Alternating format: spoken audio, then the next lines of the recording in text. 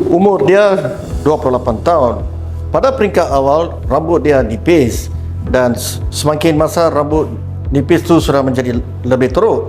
Jadi dia buat keputusan untuk datang ke Glojas untuk melakukan SMART FUE teknik.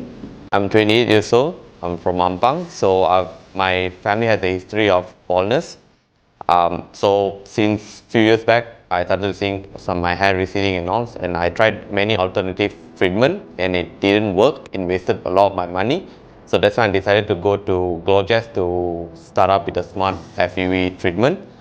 And since then, my hair have improved so much that I never expected can be improved. Especially when during my initial days, I thought there's no other options anymore for me. And right now, I feel so good. Especially I gain my confidence. I'm able to, speak to people more properly, and it also can help other friends to improve their hair as well. So I'd like to thank the Glojas team, especially Professor Dato Dr. Jas J, for all of this kindness and especially his knowledge sharing to me and what I can do to improve my hair. Thank you.